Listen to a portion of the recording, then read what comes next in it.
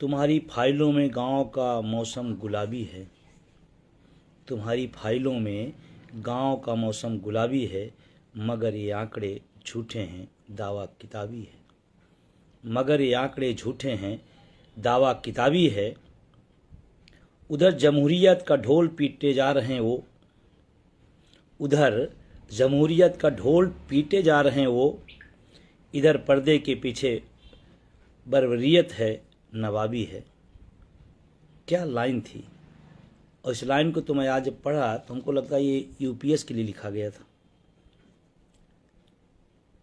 जिन लोगों ने इसको बनाया, जिन लोगों ने इसमें सुझाव दिया, जिन लोगों ने इस ड्राफ्ट को तैयार किया, शायद वो जन्नत की हकीकत से परिचित नहीं है, शायद वो हमारे आपके दर्द से परिचित नहीं है, और इसीलिए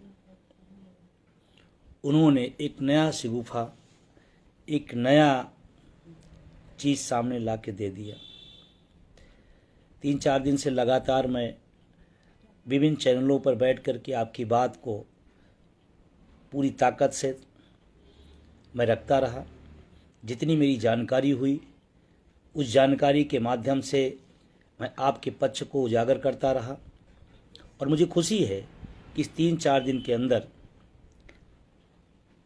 हम देश के तमाम शिक्षकों, कर्मचारियों, अधिकारियों तक ये बात पहुंचा जाने में सफल रहे कि यूपीएस क्या है। आज हर एनपीएस का कर्मचारी यूपीएस से, जितनी एनपीएस से नफरत थी, उससे ज़्यादा यूपीएस से है, उससे ज़्यादा है।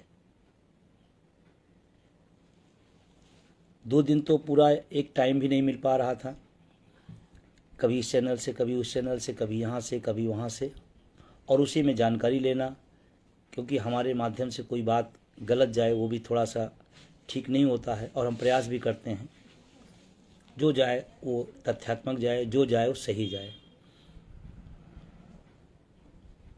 और सरकार ने बड़ी चालाकी से हमारी पूरी बहस को, जो एनपीएस वर्सेस ओपीएस होता था, अब एनपीएस वर्सेस यूपीएस कर दिया है। मैं अपने साथियों से कहना चाहता हूं कि आप इस दोनों बहस को मत चलाइएगा। आप जब भी चलाइएगा NPS versus OPS, UPS versus OPS, नहीं, सरकार अपने मकसद में कामयाब हो जाएगी। फिर वो बताएगी कि एनपीएस में ये नहीं था, हमने यूपीएस में दे दिया, ओपीएस पीछे हो जाएगा। जब भी आप कोई डिफरेंस दें, कोई आप अंतर बताएं, कोई आप अंतर करना हो, कहीं डिबेट में रखना हो, तो आप ओपीएस को आधार माने। हमारी लड़ाई ओपीएस की है। ये सरकार ने चालाकी से हमको दोनों उलझाया है और हम इस चालाकी को समझ रहे हैं। और आपसे भी निवेदन है कि एनपीएस वर्सेज यूपीएस नहीं, चाहे एनपीएस वर्सेज ओपीएस, चाहे यूपीएस वर्सेज ओपीएस। और जब ये आप तुलना करेंगे ओपीएस से, तो सारी चीज़ें बहुत क्लियर हो जाएंगी। और हमने तमाम चैनलों के माध्यम से जो भी उसकी खामियां हैं, और अभी तो खामियां ये जो थोड़ा सा दिख रही हैं, अभी तो जब चार्ट पूरा आएगा इसका, तो फिर आपको मैं बताऊं, जिम्मेदारी से कह रहा हूं, जितना एनपीएस दुर्भाग्यपूर्ण था, उससे कई गुना ज़्यादा यूपीएस दुर्भाग्यपूर्ण है। सिर्फ एनपीएस के खिलाफ आंदोलन था तो उनको एक नाम बदलना था, और नाम बदलने के नाम पर और सुधार के नाम पर और देने के नाम पर और हड़प लिया उन्होंने। हम लोग इतिहास पढ़ा करते थे, हड़प नीति। और दुर्भाग्य है कि बताया कुछ जाता है, होता कुछ है। आपको क्या लगता है आज यूपीएस की ही चर्चा हो रही है? इतना बढ़िया, इतना शानदार, तमाम शुरू हो गए हैं। क्या समझते हैं जब एनपीएस आया था तो इससे कम चर्चा थी क्या? इससे भी ज़्यादा चर्चा थी, इससे भी ज़्यादा खूबसूरत बताया जाता था, इससे भी ज़्यादा शानदार बताया जाता था। लेकिन उस समय हमारी संख्या नहीं थी, हमारी जानकारियाँ नहीं थी, हम लोग नहीं थे। उस समय भी बताया गया था, बहुत खूबसूरत है। और 20 साल में इस देश के करोड़ों कर्मचारियों ने उसका दंश झेला है। कोई 1200 रुपये थोड़ा बताया गया था, 800 नहीं बताया गया था, लाखों मिलेंगे। बहुत खूबसूरत प्लान ला गया एनपीएस, बहुत खूबसूरत है। फिर क्या हुआ? 20 साल में अचानक गड़बड़ था ना कुछ, अगर गड़बड़ न होता तो एनपीएस से यूपीएस पे क्यों आते। और आप ध्यान रखिएगा, एनपीएस में आज तक न कोई सरकार, न कोई मंत्री, न कोई अधिकारी नहीं जान पाए एनपीएस है क्या। जिससे पूछो उससे अलग अलग भाषा। और अभी आपको इसका उदाहरण सामने बताता हूँ। यूपीएस को लेकर के दो मंत्री दो तरह के बयान। अश्विन वैष्णव साहब माननीय मंत्री जी, वो कह रहे हैं कि एनपीएस से यूपीएस आया है और सिस्टम सब उसी है एनपीएस वाला। आज सीतारमण जी का बयान है, वित्त मंत्री जी का, ये नया सिस्टम है, इससे एनपीएस से कोई लेना देना नहीं। मंत्री कंफ्यूज हैं, सरकार कंफ्यूज है, अधिकारी कंफ्यूज हैं और तमाम सारे लोग ओपीएस धारी कंफ्यूज हैं और कंफ्यूज कर रहे हैं। आज बात मेरी अखर सकती है, बुरी लग सकती है मित्रों, बहुत ध्यान से आप ध्यान से बात सुनिएगा। एनपीएस से भी यूपीएस खराब है और मैं बहुत ज़्यादा डिटेल में बात उस पर आज नहीं करूँगा। कुछ और बातें आपसे करना ज़रूरी है, आपने उसको ज़्यादातर समझा होगा। मोटा मोटा जानिए कि 10% हमारा पैसा, 14% सरकार का पैसा एनपीएस में हमें लौटता था। अब आप कहोगे तो फिर क्यों आप विरोध कर रहे थे। हमारा तुलना ओपीएस से होनी है। ओपीएस हमारी सामाजिक सुरक्षा है, ओपीएस का कोई मुकाबला नहीं। और ओपीएस लोक कल्याणकारी योजना है, ये स्कीमें हैं प्राइवेट लोगों को और जो तमाम बड़े उद्योगपति उनको लाभ दें, एनपीएस भी यूपीएस भी। अभी क्या किया उन्होंने, 10% आपका कटेगा, हम 4-4.5% और बढ़ा दे रहे हैं, 14 से 18.5%। किसको मिलेगा, हमको, नो। अब 18, 18.5 नहीं 28.5 कर लीजिए, क्या मतलब, जब हमको मिलना ही नहीं है तो फिर फायदा क्या किस बात का, सिर्फ गिनाने का, आंकड़े का। तुम्हारी किताबों का, गौड़वी साहब का फाइलों में गुलाबी है, 18.5%, 28.5% कर लीजिए। हमारा जब मिलना ही नहीं है तो फिर अब घबराने क्या। मज़े की बात है, अपना तो जो देंगे वो ले ही ले रहे हैं। हमारे खून पसीने की कमाई का पैसा, हमारी मेहनत का पैसा, हमारी तनख्वाह का पैसा 10% यूपीएस में नो। और क्या करें, हम ये देंगे, हम ये देंगे। अरे मेरा पैसा जब काट के मेरे को नहीं वापस कर रहे हो तो आप दोगे, हम कैसे उम्मीद करें। कोरोना काल में 18 महीने का डीए जो सरकार नहीं दे पाई है, वो ख्वाब दिखा रही है कि हम 18.5% बढ़ा रहे हैं और हमको देंगे भी नहीं। जो चीज़ हमको आप नहीं दोगे तो आप उसमें जितनी वृद्धि करना हो, मैं तो कहता हूँ इस देश के टैक्स पेयर का 4.5% पैसा आप हमारे बहाने उद्योगपतियों को दे रहे हो। इस बात का ध्यान रखना, बहुत ज़्यादा उस पर नहीं, बहुत सारी चर्चा हो गई। पैसा हमारा 10% क्यों हजम कर रहे हैं आप। और आंकड़ा लगाइएगा, अभी कोई 18 साल, कोई 20 साल नौकरी करेगा, 10% के हिसाब से हो सकता है उसका 15 लाख हो जाए एनपीएस में कटते कटते। और आप हमसे क्या कह रहे हो कि हम लास्ट के 6 महीने का वेतन, उसमें तमाम टेक्निकलिटी है, कम ही है, हम जो बताएंगे उससे कम ही मिलेगा, हम अधिकतम बता रहे हैं। टोटल 6 महीने का, फिर उसका 10% का फिर ये निकलेगा। मैं कहता हूँ आप सीधा सीधा भी अगर 6 महीने की मेरी तनख्वाह दे देते हैं तो मेरी तनख्वाह अगर 1 लाख होगी, किसी की 1 लाख तनख्वाह होगी तो 6 महीने 6 लाख हुई। 6 लाख रुपए आप हमको बाद में दोगे और हमारा 15 लाख रुपए रख लोगे। ढोल में पोल है। 20 साल में हमारी हो जाती थी, 25 साल कर दिया सियोरिटी। और अभी एक बहुत खतरनाक जो चीज़ आ रही है, अभी बहुत कुछ ड्राफ्ट पे आएगा, लेकिन जो सूचनाएं निकल के आई हैं मीडिया के माध्यम से, जो मंत्री जी ने जवाब दिया था, एक पत्रकार ने पूछा कि क्या जब वो आदमी अपना सचिव सेवानिवृत्ति ले लेता है तो क्या पेंशन, अगर वो उस समय 60 साल पूरा नहीं करता है तो उस समय पेंशन मिलेगी। मंत्री जी का नो, जब 60 साल हो जाएगा तब। बीच में जो 54 साल रिटायर हो गया, सचिव सेवानिवृत्ति ले लिया, तो 6 साल क्या करेगा? पेंशन के इंतजार में पता नहीं क्या हो जाएगा। सोचो आप, कितनी बड़ी चीटिंग, कितनी बड़ी चीटिंग। और आपको याद हो या न याद हो, किसी फेसबुक लाइव पे या हमने कोई लेख लिखा था, हमने एक जगह लिखा था 2004 की गलतियां 24 में नहीं करिएगा। और आपको मैं बताऊं, 4 की गलतियां हम आप बहुत जिम्मेदार नहीं थे, क्योंकि बहुत सारे लोग नौकरी में नहीं आए थे, बहुत सारे लोगों को समझ में नहीं आया था, बहुत सारी संख्या नहीं थी। लेकिन 24 में हम हैं, जानकार हैं, संख्या भी है। 4 की गलती 24 हमारे आंखों के सामने हमारी हक मारा जा रहा है और हम चुप रहे हैं। लोग चुप किस बात पर रहते हैं, मैं भी आज उसको क्लियर करना चाहता हूं। लेकिन तमाम सारा झोल है, बहुत सारी चीजें हैं, मैं डिबेट में तमाम सारी बातें कह चुका हूं और लगातार आ रहे हैं। लेकिन मैं आपसे कहना चाहता हूं कि 4 में हम नहीं थे, कोई बात नहीं, 24 में हमारे सामने, आंखों के सामने हमारा हक मारा जाए, हम चुप रहे। और चुप किस बात पर? कि हमारी पार्टी है पसंद की, हम इसलिए अपना हक चुपचाप देने देंगे। जाति के नाम पर, धर्म के नाम पर, विचारधारा के नाम पर, और तो और आइए, हम फला विभाग के हैं, फला गुट के हैं, फला पद पे हैं। एनपीएस धारियों, थोड़ा ध्यान रखिएगा, न विभाग काम आएगा, न गुट काम आएगा, न विचारधारा काम आएगा। लास्ट में अगर कोई काम आए तो ओपीएस काम आएगा। और जो लोग सरकार के पक्ष में खड़े हैं वो भी अपने हित में खड़े हैं, क्योंकि ओपीएस लेते हुए अब कुछ और लेने की तैयारी में होंगे। वो जाने, आपका तो मारा जा रहा है, कह रहे आप तो, मैं फला संगठन का पदाधिकारी हूँ, मैं क्या करूँ, मेरा तो शीर्ष नेतृत्व जो है कह रहा है बहुत अच्छी है। तो आपका दिमाग नहीं काम कर रहा है।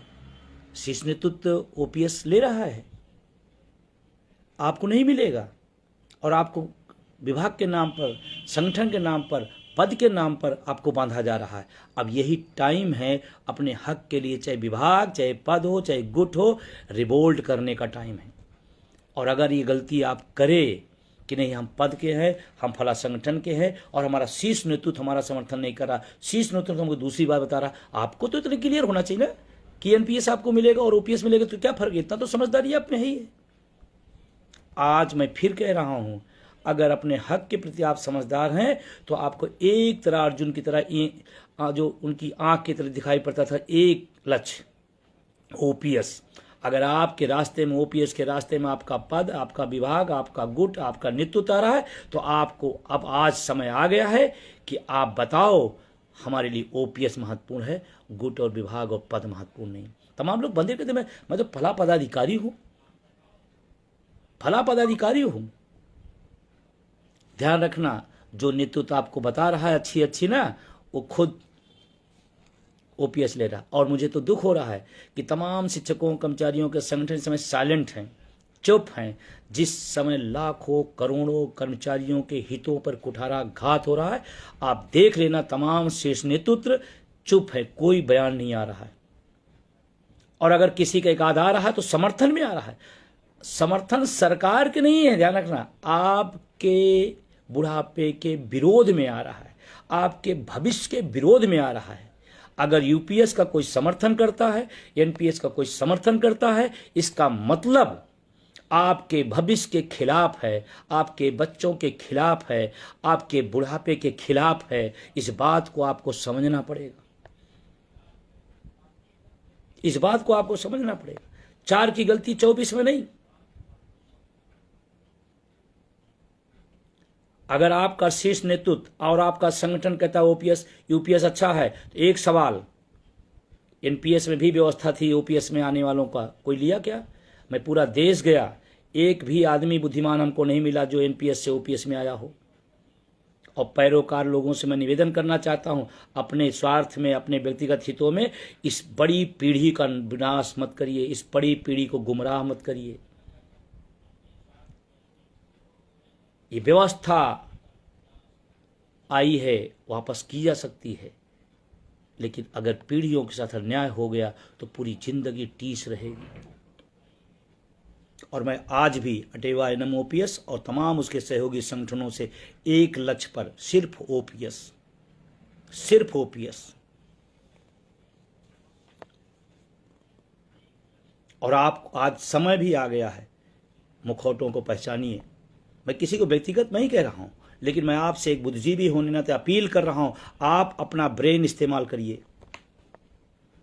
सबको दिया है, पूछिए कि ओपीएस वाले ज़्यादा खुशहाल है या एनपीएस वाले खुशहाल है, और आपका उत्तर आए नो, एनपीएस ठीक नहीं है और आपका संगठन आपको रोकता है, आपसे झूठी तारीफ कराता है, तो ऐसे संगठन को लात मारिएगा, ऐसे संगठन को छोड़ दीजिएगा।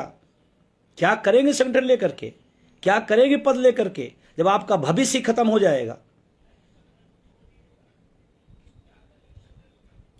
और तमाम देश के शिक्षकों, कर्मचारियों, लोगों से मैं अपील करना चाहता हूं, अगर पुरानी पेंशन की लड़ाई है तो पद विभाग गुटों के दायरों से बाहर निकलिए। और अटेवा एनएमओपीएस और उनके सहयोगी संगठनों ने लगातार इस मुद्दे को, मुर्दा हो गया था। और आपको बताऊं, तमाम संगठन एनपीएस की भी उस समय तारीफ कर रहे थे। फिर बाद में जब माहौल बना, जब हम सब ने आंदोलन को उठाया, आसमान पे पहुंचाया, तो उनको लगा ये तो भगदड़ सी मच रही है, तो फिर ओपीएस करने लगे। आज मैं कह रहा हूं, जो लोग यूपीएस की आज तारीफ कर रहे हैं, आने वाले समय में जब आंदोलन तीव्र होगा, बड़ा होगा, तो यही लोग फिर से कहेंगे नहीं नहीं, मैं तो समझ नहीं पाया, ओपीएस ही अच्छी है, और उस समय जुबान पकड़ लीजिएगा, लेकिन तब तक लेट हो चुका होगा। आज आपको तैयार होना पड़ेगा, खड़ा होना पड़ेगा। अगर मुख्यमंत्री से सवाल हो सकता है, प्रधानमंत्री से सवाल हो सकता है, तो अपने संगठन के नेतृत्व से सवाल क्यों नहीं हो सकता कि आप हमारे साथ ऐसा क्यों कर रहे हैं। हमने नेतृत्व इसलिए दिया है कि हमारी संरक्षा हो, हमारी सुरक्षा हो, हमारे बुढ़ापे की लाठी के लिए पैरोकारी करो आप, इसलिए है। हम प्रधानमंत्री से पूछ सकते हैं, मुख्यमंत्री से पूछ सकते हैं, तो अपने नेतृत्व से क्यों नहीं पूछ सकते हैं। मैं तो कहता हूं, जो भी किसी भी संगठन में हो, एनपीएस में अगर हैं और आपका नेतृत्व, आपका संगठन अगर यूपीएस का तारीफ कर रहा है, यूपीएस का समर्थन कर रहा है, तो आप सामूहिक रूप से जाइए और पूछिए कि मेरे भविष्य के साथ कुठाराघात क्यों कर रहे हैं आप। और अगर उनका उत्तर नो हो, तो आप सामने नो करके चले आइएगा। फिर मुझे किसी संगठन, किसी ऐसे की जरूरत नहीं है। ये आपके अग्नि परीक्षा का समय आ गया है। अगर आप चूके तो 20 साल का दंश एनपीएस का नौजवानों ने झेला है, ओपीएस धारियों ने नहीं झेला है। और आगे वाली पीढ़ी ओपीएस का दंश झेलेगी। इसलिए मेरा निवेदन है, मैं व्यक्तिगत रूप से किसी के नहीं हूं, लेकिन मैं आपसे जरूर कहूंगा कि एनपीएस में होने नाते अगर आपका संगठन आड़े आ रहा है, नेतृत्व आड़े आ रहा है, तो आप आंख में आंख डालकर सवाल करिए और पूछिए क्यों ओपीएस नहीं। ठीक है, सरकार नहीं देती, हम डटे रहते, हम खड़े रहते, हम डिनाई कर देते कि नहीं मुझे नहीं पसंद है। हम तो मान के चले आए, हम तो तारीफों के पुल बांध रहे हैं, हम तो खूबियां गिनाना शुरू कर दिए हैं। और मैं किसी एक व्यक्ति, एक संगठन की बात मैं नहीं कर रहा हूं। आज का आपका नेतृत्व अगर यूपीएस के खिलाफ नहीं बोल रहा है, तो अपने अपने नेतृत्वों से पूछो कि आप क्या कर रहे हो, क्यों नहीं। आज मेरा भविष्य खतरे में है, तो आप क्यों नहीं बोल रहे हो। और सभी से मेरी अपील है, आप पूछो जरूर, और पूछने के बाद कहो। अगर आप ओपीएस के विरोध में है, तो आप वीडियो जारी करो, आप लिखो कि यह गलत है, मैं इसको स्वीकार नहीं करूंगा, और हम ओपीएस के पक्ष में खड़े हैं। कुछ लोग बताएंगे ऐसा ऐसा हो रहा है, फिर ऐसा हो जाएगा, फिर ऐसा हो जाएगा। 20 साल का दंश झेला है इस देश ने, करोड़ों कर्मचारियों ने। उस समय भी कुछ लोगों ने गलतियां की थी। सरकार से आपको जितनी पीड़ा है, अगर आपका नेतृत्व और आपका संगठन यूपीएस की तरफदारी करेगा, तो ध्यान रखना आपके बुढ़ापे का विरोधी है, कोई भी हो। हक हमारा। और कहते महाभारत में क्या कहा गया था, महाभारत में क्या कहा गया था, जब धर्म अधर्म की बात आए तो सामने वाले को मत देखो कौन है वो। महाभारत को आपने अच्छी तरीके देखा होगा। धर्म अधर्म का जब लड़ाई हो, तो आपको धर्म के साथ खड़ा होना है। ये नहीं देखना है कि मेरे ताऊ है, मेरे दादा है, मेरे चाचा है।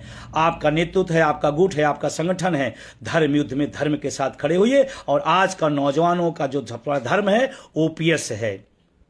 और अब लड़ाई जब 70% जीत चुके हैं, उस समय समझौते की बात। सरकार यूं ही नहीं आई, पत्र लिखने से नहीं आई। इस देश के नौजवानों ने एक संघर्ष किया है, एक अपना खून पसीना लगाया इस आंदोलन के पीछे। अगर आज सरकार आई है तो उसी आंदोलनों के दम पर, समझौतों के दम पर नहीं, संघर्षों के दम पर, घुटने के बल आई है। और उस समय जब घुटने के दम पे आई है, जब मजबूत सरकार से मजबूर सरकार हो गई, फिर हम समझौता किस बात के लिए करेंगे।